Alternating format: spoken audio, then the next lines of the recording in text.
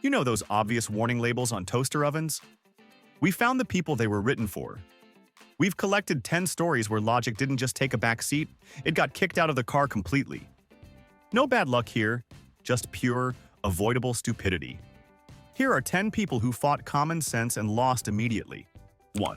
Let's set the scene in the humid, mosquito-choked jungles of Costa Rica, a place where Mother Nature basically screams, "I will eat you," from every leafy shadow. But for our protagonist, a tourist we'll call Brad, this wasn't a survival situation, it was a content creation opportunity. Brad was the kind of guy whose entire personality was a mix of unearned confidence and a Wikipedia-level understanding of biology, the sort of person who corrects a heart surgeon because he watched one season of Grey's Anatomy. He wasn't just on a guided tour, he was on a mission to prove he was the alpha male of the rainforest, treating the local ecosystem like a petting zoo with better lighting. The disaster unfolded on a Tuesday when the group spotted a snake coiled near a riverbank, a creature radiating enough "do not touch me" energy to stop a tank. To anyone with a brain stem, this was a fer de lance, a pit viper that is essentially a biological landmine responsible for more fatalities in Central America than bad driving. But Brad? Brad didn't see a necrotizing death noodle. He saw a harmless water snake, and, more importantly, a prop for his next profile picture. Ignoring the tour guide, who was currently screaming in a pitch that only dogs and terrified locals can hear, Brad stepped forward with the swagger of a man who thinks safety barriers are just suggestions for cowards. He loudly announced to the group that he would wrangle the beast to show everyone the proper way to handle local fauna, because apparently, Brad thought his suburban office job had prepared him for handling lethal reptiles. He crouched down, extending a hand that was about to have a very, very bad day, and treated the viper with the casual disrespect one usually reserves for a garden hose. The fer de lance, likely insulted by this amateur attempt at herpetology, didn't even bother to rattle. It just waited for the inevitable violation of its personal space. As Brad's fingers brushed its scales, the snake pivoted with a speed that made the human blink look like slow motion, sinking its fangs deep into his forearm before he could even say cheese. Now, fer de lance venom is a nasty cocktail designed to digest you from the inside out, and the realization that he wasn't the crocodile hunter hit Brad about 2 seconds after the neurotoxins did. The pain was immediate, blinding, and ironically, exactly what the guide had predicted while Brad was busy mansplaining nature to him. In the end, Brad did get his moment in the spotlight, but instead of viral fame, he achieved the status of a cautionary tale in a brochure, a permanent reminder that when a local screams, "Stop!" you don't argue, you don't take a selfie, and you certainly don't try to high-five the venomous wildlife. 2. Interior design is usually about arguing over beige swatches or where to put the fake plants. But for a woman in Australia named Sheila, home decor was a high-stakes tactical operation against bad vibes. Sheila had dived headfirst into the deep end of New Age pseudoscience, concluding that the only thing standing between her and spiritual enlightenment was the lack of a massive geological formation hovering directly over her face. Her brilliant idea involved suspending a 50-pound razor-sharp quartz point above her pillow, effectively turning her bedroom into a high-voltage spiritual reactor. Now, a sane person, or really anyone who understands the basic concept of gravity, would mount a rock that heavy using steel chains, toggle bolts, and maybe a prayer to the god of structural engineering. But Sheila lived in a world where logic was just a toxic construct created by low-vibration people. She decided that metal hardware was a deal-breaker because it interferes with the piezoelectric frequencies, which is a very fancy way of saying she chose magic over physics. Instead of safe, industrial mounting brackets, she opted for organic materials, securing this 50-pound widowmaker with biodegradable hemp twine and a generous smear of crafting glue, the kind of adhesive designed to hold glitter on a birthday card, not a boulder over a human skull. For a few nights, the laws of physics seemed to be taking a coffee break, lulling Sheila into a false sense of security as she slept soundly beneath her hanging sword of Damocles, dreaming of aura cleanses and chakra realignments. But gravity is the one force in the universe that doesn't care about your intentions or your crystal collection. It is relentless, patient, and undefeated. One fateful night, the crafting glue finally gave up the ghost, likely exhausted from doing a job it was grossly underqualified for, and the hemp twine snapped with a pathetic pop. The massive quartz point, obeying the only law that actually matters, Newton's, plummeted straight down. Sheila didn't even wake up to realize her error.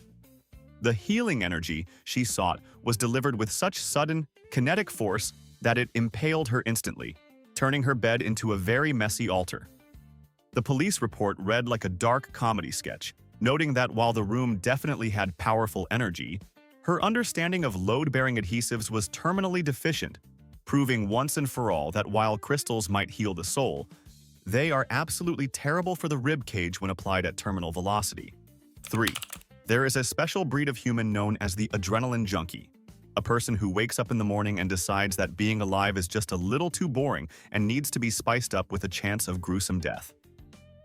Meet Kyle, a base jumper who treated his life expectancy like a golf score he was trying to minimize. Kyle had already jumped off cliffs, antennas, and buildings in broad daylight, but the thrill was fading, and he needed a new high, something that would make his GoPro footage legendary. His genius solution? A stealth night jump from a massive suspension bridge. The logic here, if you can squint hard enough to see it, was to turn a standard dangerous activity into a covert military operation, despite the fact that Kyle was not a ninja, but an accountant with a death wish. To maximize the cool factor and ensure he wasn't spotted by those pesky security guards who try to keep people alive, Kyle dressed in a matte black wingsuit, a black helmet, and black gloves. He effectively turned himself into a human shadow, erasing any chance of visibility in the pitch-black night. He stood on the railing, wind whipping around him, feeling like Batman, completely forgetting that Batman usually has a support team, radar, and a billion-dollar budget. Kyle checked his rig, took a deep breath, and launched himself into the void, vanishing instantly into the darkness. For a few glorious seconds, the plan worked perfectly. The parachute deployed with a crisp snap, and he drifted silently through the night air, invisible to the world. And that, unfortunately, was exactly the problem. See, Kyle had planned everything about the jump except for the landing zone, which happened to be a busy highway running beneath the bridge. As he drifted down toward the asphalt, he wasn't just a stealth jumper. He was a black hole in the headlights of oncoming traffic. A driver in a sedan, cruising along at 60 miles per hour, had absolutely zero warning that a human being was about to drop from the sky like a failed satellite. Kyle had removed all reflective gear because it looked dorky, ensuring that the driver didn't see him until he was literally a hood ornament. The impact was sudden, loud, and decisive. Kyle's stealth mode was so effective that he successfully hid from the only person who needed to see him to save his life. He didn't just stick the landing, he became one with the vehicle's aerodynamics. The police later noted the tragic irony that by dressing to avoid detection by security, he had successfully avoided detection by the laws of survival, proving that while being invisible is a cool superpower, it's a really, really bad strategy for playing in traffic. 4. The world of community theater is a ruthless battlefield of fragile egos, where the stakes are incredibly low but the drama is astronomically high. No one embodied this spirit more than our protagonist, a woman we'll call Vanessa. Vanessa took her role as a background Victorian noblewoman far too seriously, treating a local production in a church basement as if it were a life-or-death audition for the Royal Shakespeare Company. She was obsessed with historical accuracy, a phrase she weaponized to terrorize the costume department, insisting that everything from her shoe buckles to her undergarments had to be authentic to the 1700s. The trouble began when the costume designer, a sane woman trying to keep everyone comfortable, handed Vanessa a standard prop corset, a safe, flexible piece of fabric with elastic backing designed to let an actress breathe, move, and generally stay alive during a 2-hour show. Vanessa looked at this prop with the disdain of a Michelin star chef being handed a microwave dinner. She declared it garbage and insisted on wearing her own acquisition, a genuine vintage-style steel-boned corset reinforced with rigid metal stays, a garment originally designed to rearrange internal organs for the sake of fashion. But simply wearing it wasn't enough for Vanessa. She needed the perfect silhouette, an hourglass figure so extreme it would make a wasp look chubby. On opening night, dissatisfied with the tightness achieved by mere human hands, she decided to bring some modern engineering into the mix. She retreated to her dressing room with a set of industrial-grade ratchet straps, the kind you use to secure a motorcycle to a trailer or hold down lumber on a flatbed truck. This was no longer fashion. This was a structural stress test. Vanessa looped the heavy-duty straps through the corset's laces and began to crank. Click, click, click. With every mechanical grind of the ratchet, she wasn't just squeezing her waist. She was actively negotiating a truce with her own biology, and biology was losing badly. Her fellow cast members heard the grinding noise and assumed the stage crew was fixing a set piece, unaware that Vanessa was currently compressing her torso with enough force to crush a diamond. She ignored the warning signs, the inability to inhale, the seeing of spots, and the ominous creaking sound coming from her own ribcage. In her mind, the pain was just weakness leaving the body or suffering for her art.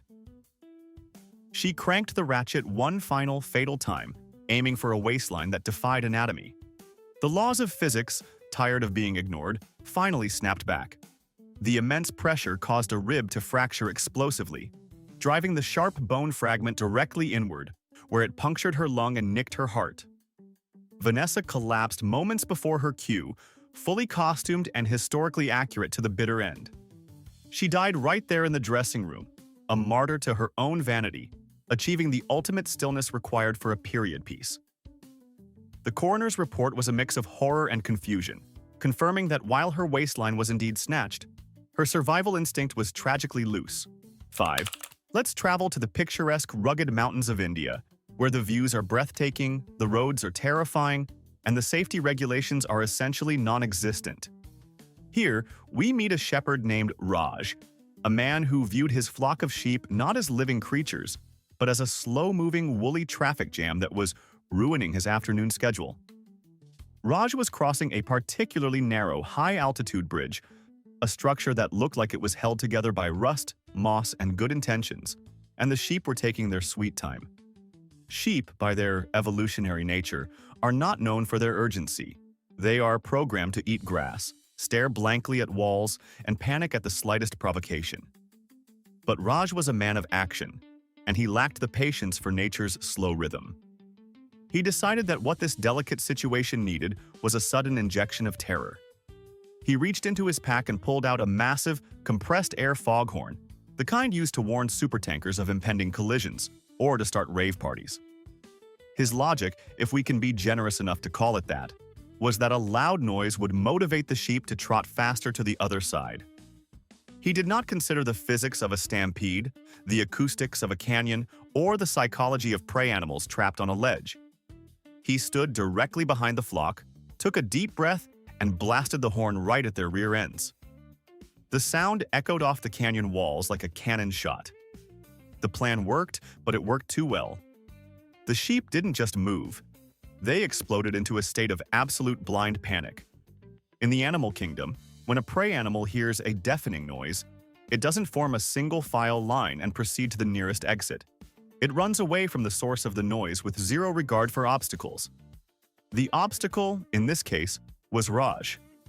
The entire flock turned as one chaotic, woolly mass and surged backward, desperate to escape the sonic assault. Raj suddenly found himself playing a game of Red Rover against 2 tons of panicked mutton, and he was hopelessly outmatched. He was trampled instantly, knocked off his feet by the very animals he was trying to command. The sheer force of the stampede pushed him to the edge of the bridge, and with nowhere left to go, he was shoved over the side, plummeting into the gorge below. It was a tragic, yet almost cartoonish end. A man killed because he tried to honk at nature to make it move faster. The sheep, having successfully neutralized the threat, presumably calmed down and went back to eating grass, proving that while they may be followers, they don't take kindly to being shouted at on a bridge. 6. There is a dangerous, pervasive misconception in pop culture that because an animal is fluffy, round, and eats bamboo, it is essentially a living teddy bear that wants to be your friend. This brings us to a zoo in China, and a man we'll call Chen. a guy whose understanding of zoology came entirely from animated movies and plush toys. Chen was visiting the zoo with a group of friends, and the testosterone was flowing as freely as the bad ideas. They arrived at the giant panda enclosure, where a massive male panda was sitting peacefully, chewing on a stalk of bamboo and looking adorable. To most people, this is a nice photo opportunity. To Chen, this was a challenge. He wanted to impress his friends, to show them that he was the kind of guy who plays by his own rules and fears nothing. He looked at the panda and didn't see a 250-pound bear with a bite force comparable to a jaguar. He saw a sluggish black and white pillow. "I bet I can wrestle it," he probably didn't say out loud, but his actions screamed it. Ignoring the high fences, the warning signs, and the screams of onlookers, Chen hopped the barrier and dropped into the enclosure. He landed with a thud, dusted himself off, and approached the bear, waving his arms to get its attention. His friends were filming, expecting a funny viral video that would make them internet famous. What they got was a nature documentary rated NC-17. The panda, interrupted from its lunch, didn't see a new friend. It saw an intruder in its territory. Pandas might be vegetarian, but they are still bears, possessing massive claws and jaws designed to crush thick bamboo stems like matchsticks. When Chen got close enough to poke the bear, the panda reacted with lightning speed. It latched onto Chen's leg with jaws that can snap bone like a twig.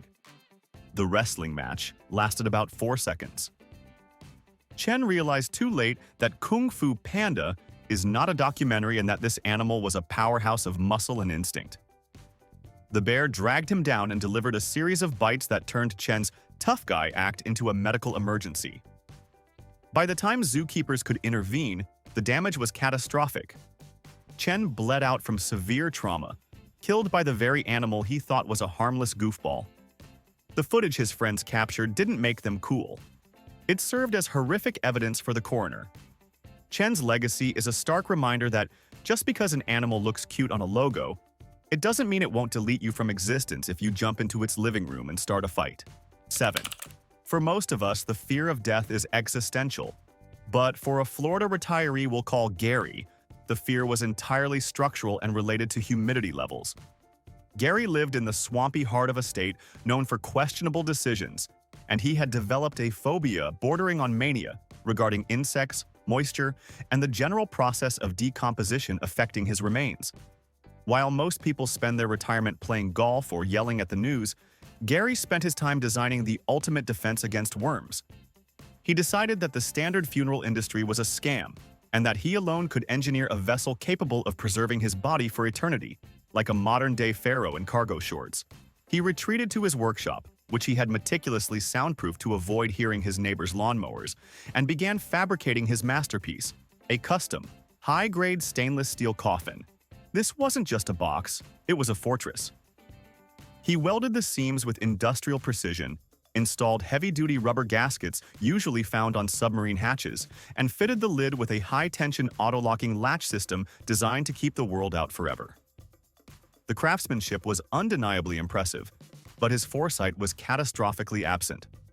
One sweltering Tuesday afternoon, Gary decided he needed to field test the integrity of the seal and the comfort of the velvet lining. He was home alone, locked inside his soundproof workshop, completely isolated from the outside world. He climbed into the sleek metal box, lay down, and folded his hands over his chest, likely feeling very smug about his engineering prowess. As he shifted to check the lumbar support, his elbow grazed the heavy steel lid. Balanced perfectly on well-oiled hinges, the lid swung down with a smooth, decisive motion and slammed shut. Click. The auto latch engaged instantly, compressing the gaskets and sealing the unit with the force of a bank vault. And this is where Gary's genius hit a brick wall. In his fanatical obsession with keeping nature out, he had neglected to install a handle, a release lever, or even a simple knob to get out from the inside. The seal he had worked so hard to perfect did its job flawlessly. It was airtight. Perfectly, horribly airtight. Inside the dark steel womb, the realization hit him. He shouted, he pounded on the walls, and he kicked at the lid with all his might. But between the heavy-duty metal construction and the soundproof insulation of his workshop, His screams were as silent as the grave he had built for himself. He had successfully created a coffin that no worm could ever enter, but he had also built a prison that no fresh oxygen could ever enter either. He was found days later, perfectly preserved just as he had always wanted, having suffocated inside the very monument to his own paranoia. He achieved his goal of eternal preservation, proving his design was 100% effective, while simultaneously winning the gold medal for ironic self-termination. 8. There is a seductive and dangerous lie at the heart of the do-it-yourself movement. A whisper that tells suburban dads that they are smarter than structural engineers and that safety codes are just a conspiracy to make you spend money. Enter Bob, a man with a 2-story house, bad knees, and a spiritual hatred for paying contractors. Bob wanted an elevator. However, he didn't want to pay the $20,000 required for a safe, inspected, certified residential lift. He wanted to pay about $200 for some scrap wood and a weekend of tinkering. His logic was tragically simple. It's just a box that goes up and down. It's not rocket science. No, Bob, it's gravity. And gravity is much unforgiving than rocket science. Bob sketched out a design that would have made a carnival ride inspector vomit in terror. He built a simple wooden platform that looked less like an elevator car and more like a shipping crate for livestock. To power this vertical death trap, he didn't purchase a proper hoist motor with emergency braking systems and counterweights. Instead, he bolted a cheap 12-volt winch, ripped from the front of his pickup truck, directly into the ceiling joists of his attic.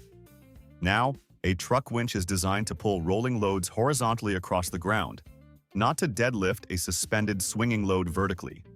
But the pièce de résistance of his incompetence was the mounting hardware. Instead of using heavy-duty lag bolts, steel backing plates, or anything resembling a safe anchor point, Bob secured the main winch to the ceiling using a single, standard-grade bolt he found in his junk drawer. He essentially hung his entire life on a piece of metal that cost 45 cents at a hardware store. The day of the maiden voyage arrived. Bob stepped onto the shaky wooden platform, hit the up button on his homemade control panel, and smiled as the winch whined and lifted him off the ground. He probably felt like a genius, beating the system and saving a fortune. He made it about 12 feet up, hovering near the second-floor landing, when physics decided to audit his work. The single bolt, screaming under the shear force it was never designed to handle, snapped with a sound like a gunshot. There were no backup cables. There were no emergency brakes. There was just Sir Isaac Newton taking the wheel. The platform, the winch, and Bob plummeted to the concrete floor in a chaotic, splintering pile of wood and twisted metal. It was a rapid, unscheduled disassembly of both the project and its creator. Bob saved $20,000 on an elevator, but the funeral costs and the cleanup really cut into those savings, proving once and for all that while DIY is great for building a birdhouse, it is a terrible approach for vertical transportation. 9. In the vast, frozen expanse of rural Russia, winter is long, the vodka is cheap, and boredom is a lethal force capable of driving grown men to defy the basic laws of physics. When the temperature drops and the inhibitions lower, the good idea threshold hits rock bottom. Meet Dmitri, a man who looked at a frozen river and a massive concrete bridge and saw not a piece of infrastructure, but a personal playground. Dmitri and his friends, fueled by liquid courage and a complete lack of understanding of pendulum dynamics, had found a long, industrial-grade rope. They tied it securely to the railing of a bridge spanning the ice-covered river below. The plan was simple, bold, and incredibly stupid. Swing from one side of the riverbank to the other, like a Slavic Tarzan, experiencing the thrill of the wind and the adoration of his peers. It was a stunt that required grip strength, impeccable timing, and a basic grasp of kinetic energy. 3 things Dmitri was tragically lacking that afternoon. He stood on the snowy ledge, grabbed the rope, and with a mighty shout that roughly translates to "Witness me," he leaped into the void. The first half of the stunt was actually majestic. He swooped down in a perfect arc, the cold air rushing past him, skimming just feet above the jagged ice, a human cannonball in a winter wonderland. He reached the apex of the swing on the other side, the point of weightlessness where the plan called for him to let go and land safely in the deep snowbank. This was the critical moment. But Dmitri's brain experienced a fatal buffering error. Maybe his hands were frozen to the rope. Maybe he was just enjoying the ride too much, or maybe he simply forgot how gravity works. He didn't let go. He held on tight as the pendulum began its return journey. Now, anyone who has ever played on a swing set knows that you come back to where you started. But a swing set doesn't have a massive concrete bridge abutment waiting for you at the return point. Dmitri swung backward with increasing speed, his body now a human wrecking ball aimed directly at the bridge's support pillar. His friends on the bank stopped cheering and started screaming as the geometry of the situation became horrifyingly clear. He slammed into the solid concrete with a sickening thud, effectively stopping the pendulum but ending his life in the process. He had successfully crossed the river, yes, but he failed the return trip. It was a stark, brutal lesson in momentum conservation. If you don't get off the ride at the right stop, the ride will stop you. And usually, it uses a solid wall to do it. 10. The jackrabbit is a marvel of evolutionary engineering, a creature designed for explosive speed, erratic agility, and making predators look absolutely foolish. The snowmobile, on the other hand, is a heavy combustion engine machine designed for straight lines and open fields. When you pit one against the other in a high-stakes chase, the smart money is always on the rabbit. But don't tell that to our final hero, a hunter in the snowy plains of Wyoming we'll call Buck. Buck was out on a solo ride, straddling his high-powered sled, when he spotted a jackrabbit darting across the white expanse. Most people would appreciate the nature scene and move on, but Buck decided this rabbit had to die. He gunned the engine, and the chase was on. For miles, they zigzagged across the snow, the rabbit effortlessly dodging and weaving, while Buck wrestled his 500-pound machine to keep up, consumed by a predatory tunnel vision that shut down all higher brain functions. The red mist had descended. Nothing mattered but the kill. The rabbit, realizing it couldn't outrun the screaming machine in a straight line, decided to use its superior intellect. It spotted a concrete drainage culvert, a pipe about 2 feet in diameter running under a rural road, and darted straight for it. It was a perfect escape route, small, dark, and completely inaccessible to anything larger than a beagle. The rabbit vanished into the pipe. Now, a rational human being sees a rabbit disappear into a small pipe and thinks, well, game over. Little guy wins. Time to go home. Buck, however, was not operating as a rational human being. He was a missile of pure adrenaline and stubbornness. He saw the rabbit enter the hole and his brain simply said, follow. He didn't hit the brakes. He didn't swerve. He throttled up, apparently believing that if he just wished hard enough, his massive snowmobile would shrink to the size of a bunny. Or perhaps that he could blast through the earth like a cartoon character. Physics, famously intolerant of wishful thinking, disagreed violently. The snowmobile hit the opening of the concrete pipe at full highway speed.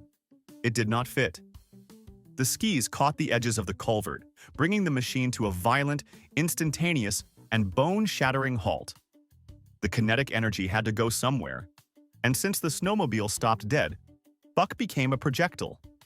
He was launched over the handlebars and into the unforgiving concrete structure with lethal force. The rabbit hopped out the other side, unharmed and likely confused by the loud bang behind it. Buck and his totaled sled were left embedded in the pipe entrance, a twisted monument to the fact that while horsepower is great, it is no substitute for brainpower, and following a rabbit down a hole is usually a bad idea, even if you aren't Alice in Wonderland. I need you to settle a debate in the comments. Which one was actually dumber? The guy who locked himself in his own coffin, or the one who tried to wrestle a panda? I honestly can't pick a winner. Drop your vote below. And if you want to stay smarter than everyone in this video, hit like and subscribe right now.